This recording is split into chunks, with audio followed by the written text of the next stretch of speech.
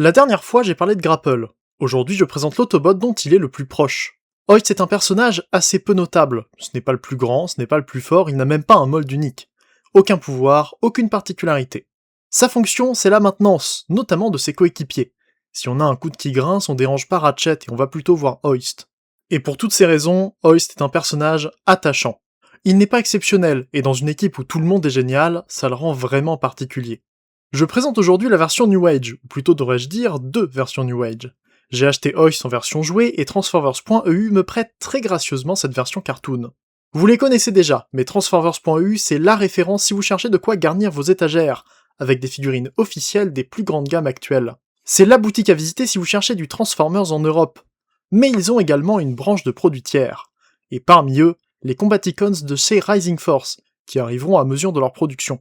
Je vous ai déjà parlé de Rising Force, une marque que j'adore, et Swindle est sur le point de sortir. À l'heure où j'écris cette vidéo, ils viennent tout juste de recevoir les prototypes pour le présenter en exclusivité, donc je vous conseille de suivre la boutique un peu partout pour en voir plus. Sur ce, on revient à la review.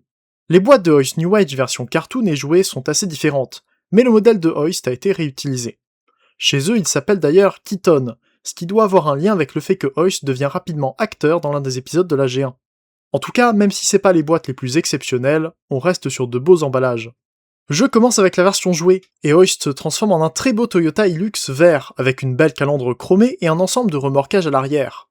C'est un petit véhicule très bien fait, avec de belles couleurs bien éclatantes et de beaux détails un peu partout. Les feux arrière sont peints, les bandes sur les côtés sont très propres, l'attention au détail est présente, sauf pour les vitres sur les côtés. Mais pour ça, on va devoir passer du côté de la version cartoon. En version cartoon, Hoist est beaucoup plus sombre. Son verre est plus terne, le pare-brise n'est pas bleuté, la calandre est grise plutôt que chromée. Les détails sur les côtés sont plus succincts et même la peinture à l'arrière, sous le treuil, change pas mal. Le plastique orange est troqué contre du plastique plus jaune, ce qui donne un contraste bien différent par rapport à sa version jouée. Par contre, il est très bien fait pour respecter le modèle d'animation, entre autres, grâce à ses vitres. Pour une raison inconnue, le modèle d'animation de Hoist n'a pas de vitres sur le côté, et une partie du toit est absente. C'est une configuration étrange qui n'a aucun rapport avec le jouet, qui avait bien ses vitres puisqu'elles tiennent littéralement les épaules en place. Il est possible que le designer du modèle d'animation n'ait pas remarqué la pièce de la vitre, puisque la partie avant est formée par un autocollant bien plus visible. En comparaison, la vraie vitre est nettement plus sombre, et ça a pu donner un habitacle ouvert sur la version cartoon de Hoist. Et ça, New Age a décidé de le reprendre pour respecter le modèle d'animation. C'est une décision valable qui leur permet d'aller au bout de leurs idées, mais ça a été beaucoup critiqué. Et ça peut se comprendre pour la version jouée. Je dois quand même noter un autre défaut relevé par pas mal de monde dans ce mode, les ball joints visibles sur les côtés.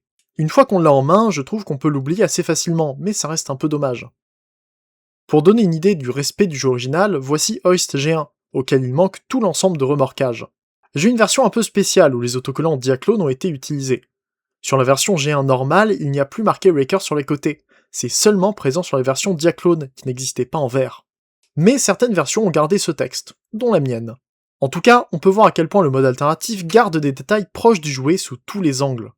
Hoist New Age version jouée est une merveille dans ce mode, à la fois petit, bien proportionné, et parfaitement en accord avec le jouet dont il est une référence. Parlant de taille, les New Age sont à l'échelle en robot avec les Dianotes de la gamme Diaclone Reboot de Takara.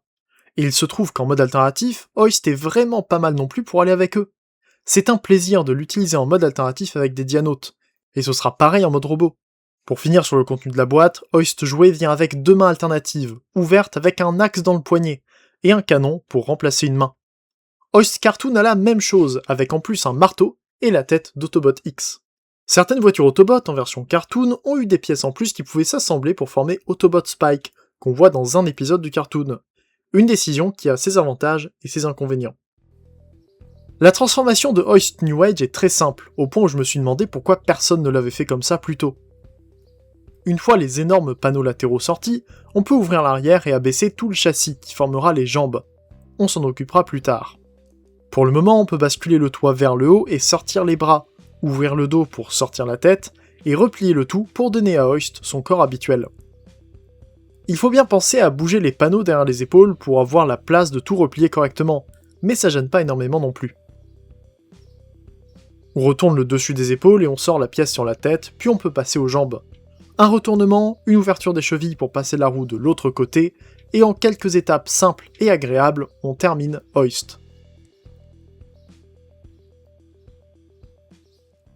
Et c'est vraiment ce que j'ai à retenir de Hoist. Il est extrêmement simple, et dans le bon sens du terme. C'est pas qu'il paraît pas fini ou incomplet, il est simple mais ça lui correspond bien, et ça permet d'avoir un excellent mode robot. Hoist New Age me plaît beaucoup, c'est facilement l'une de mes figurines préférées de la marque. Et pourtant, on parle de Hoist.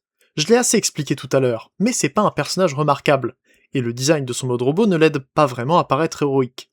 Au moins, New Age n'a pas cherché à le rendre plus athlétique. En fait, ils ont même réussi les deux coloris principaux de ce Hoist en une seule figurine. J'en ai parlé dans la review de Grapple, mais les personnages de la saison 2 du cartoon sont plus proches des jouets, et Hoist en fait partie. Contrairement à Trailbreaker qu'on voit dans la saison 1 et qui a à peu près le même jouet, Hoist garde des proportions qui le rendent pâteau, large et clairement pas taillé pour un marathon. Et puisque New Age fait des versions jouets qui sont les designs cartoon avec de nouvelles couleurs, et que Hoist Cartoon est juste le jouet avec d'autres couleurs, c'est une coïncidence parfaite qui permet d'avoir deux versions aussi réussies l'une que l'autre. Et maintenant, on peut en parler un peu mieux. Je commence encore par la version jouet, avec son vert éclatant, l'argenté sur les bras et le chrome au-dessus de la tête. Sa tête est magnifique, justement, et très expressive grâce à un ball joint ouvert à l'arrière. Et sur sa tête, on a une pièce chromée, un détecteur qui vient directement de l'un des accessoires du jouet.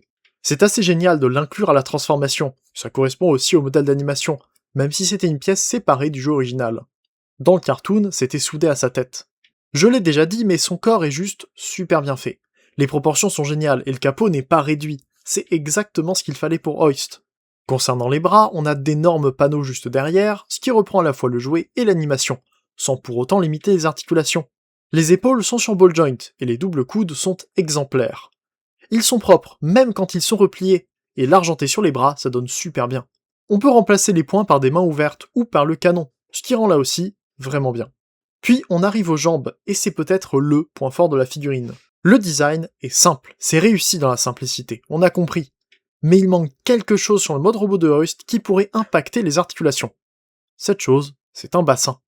Hoist n'a pas de bassin, donc forcément pas de rotation ici. Ça paraît logique, mais vous seriez surpris du nombre de personnes qui se sont plaints de ne pas avoir d'articulation à un endroit qui n'existe pas sur la figurine. Mais ça pose d'autres problèmes, comme les articulations des hanches. Heureusement, New Age a pensé à tout. Un axe vers l'extérieur, un autre vers l'avant, une rotation, et ils ont réinventé les articulations des hanches pour les rendre presque aussi permissives que n'importe quelle figurine avec un bassin. Ajoutez à ça des genoux très permissifs et une cheville qui peut aussi s'incliner vers l'avant, et vous avez un mode robot hyper posable malgré des proportions qui l'aident pas du tout. Et bien sûr, je finis avec le dos, très propre, avec les ailes radar qui n'ont jamais été utilisées depuis que ce jouet existe dans Transformers. A noter que ces petites ailettes viennent détachées dans la boîte, c'est une pièce à installer soi-même. Tout ça pour dire que Hoist a beau être simple, il n'a pas été bâclé. Je trouve que son mode robot a été réfléchi et travaillé pour être réussi, agréable en main, et être meilleur que ce que son modèle d'animation laissait penser à première vue. Et parlant du modèle d'animation, on peut passer à la version cartoon. Sur cette deuxième version, la tête est différente. Pas de beaucoup, mais assez pour montrer qu'ils ont cherché à bien faire. Elle est d'ailleurs gris foncé, une couleur qui me plaît beaucoup. Pour le reste, ce qui choque le plus, c'est le gris non peint sur les bras et la pièce de la tête. Avoir du gris mat, c'est normal. Après tout, c'est bien la couleur qu'il y a dans le cartoon. Mais le manque de peinture enlève beaucoup au mode robot. Il paraît tout de suite moins travaillé.